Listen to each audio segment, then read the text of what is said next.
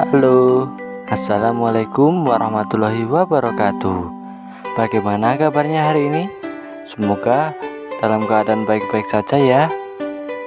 Hari ini kita akan belajar tema 1, indahnya kebersamaan, subtema 3, bersyukur atas keberagaman, pembelajaran 4. Untuk memulai pelajaran hari ini, marilah kita berdoa dahulu. Berdoa mulai.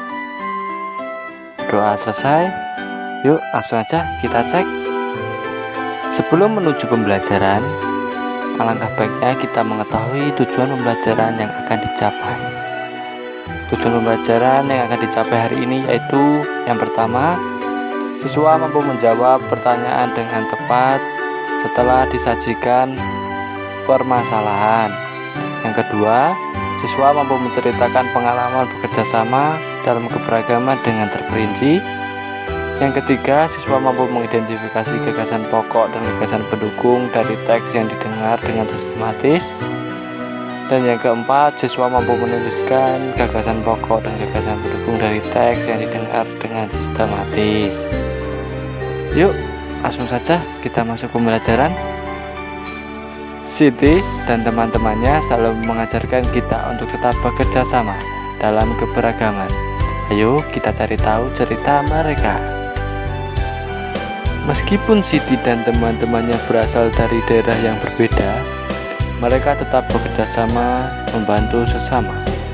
Akhir-akhir ini, Bu Mimin, penjual makanan di kantin SDN 01 Nusantara, seringkali tampak sedih. Siti memberanikan diri bertanya kepada Bu Mimin tentang apa yang sedang terjadi padanya. Bu Mimin bercerita bahwa anaknya sedang sakit di rumah. Permasalahannya, Bu Mimin tidak dapat meninggalkan kantin sekolah. Ia membutuhkan biaya untuk membayar pengobatan anaknya dengan berjualan makanan. Siti pun menemui teman-temannya dan mengajak mereka berdiskusi untuk membantu memecahkan masalah Bu Mimin. Mereka memutuskan akan bekerja sama membantu Bu Mimin dengan menjaga kantin pada jam itu. Nah, setelah membaca teks tentang permasalahan Bu Mimin, sekarang diskusikan dengan orang tua untuk menjawab pertanyaan berikut. Yang pertama, jenis bantuan apa yang dapat kamu dan teman-temanmu berikan? Yang kedua, apa yang kamu lakukan saat berhadapan dengan para pembeli? Yang ketiga, apa yang akan kamu lakukan terhadap makanan di kantin Bu Mimin agar disukai pembeli? Yang keempat, apa yang kamu lakukan terhadap uang hasil penjualannya? Dan yang terakhir 5, sikap apa saja yang dapat kamu praktikkan ketika membantu Bu Mimin menjaga kantinnya? Setelah melakukan berdiskusi dengan orang tua dan bekerja sama dengan orang tua mengenai permasalahan Ibu Mimin, sekarang coba ceritakan hal baik apa yang dapat kamu ambil dari bekerja sama dengan orang tua, terus manfaat apa yang dapat kamu dapatkan. Tuliskan ceritamu mengenai hal baik dan manfaat bekerja sama di buku tugas. Setelah melakukan diskusi mengenai permasalahan Bu Mimin, sekarang dengarkan cerita berikut ini. Simak baik-baik ya. Sikap membantu sesama. Malam ini beberapa warga Kampung Babakan berkumpul di pos jaga. Tiba-tiba terlihat seorang bapak tua yang berjalan pelan. Ia memanggul kardus besar di pundaknya. Oh, rupanya Pak Semi. Pak Semi baru pulang dari kampung di Maluku. Sudah 2 minggu Pak Semi pulang ke Maluku. Ia harus menghadiri acara adat di sana. Ia menggunakan kapal laut. Perjalanannya membutuhkan waktu 2-3 hari. Tentu Pak Semi sangat lelah, apalagi usianya sudah cukup tua.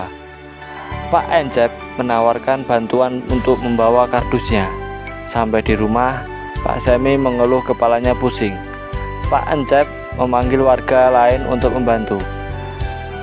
Datanglah Pak Made, Pak Udin, dan Pak Nur. Mereka dengan cepat membantu Pak Semi. Pak Made dan Pak Encep membersihkan tempat tidur. Pak Udin menghangatkan air untuk membuat teh. Datanglah Pak Made, Pak Udin dan Pak Nur. Mereka dengan cepat membantu Pak Semi. Pak Made dan Pak Encep membersihkan tempat tidur. Pak Udin menghangatkan air untuk membuat teh. Pak Nur membeli makanan. Setelah makan dan meminum teh hangat, Pak Semi beristirahat. Ia senang warga desa membantunya. Di kampung ini, Pak Semi merasa memiliki keluarga. Manfaat yang dapat kita ambil dari permainan ini adalah kebersamaan dan kerjasama. Setelah mendengarkan cerita berjudul Sigap Membantu Sesama, tugas kalian mencari gagasan pokok dan gagasan pendukung. Dikerjakan di lembar kerja yang telah disediakan ya.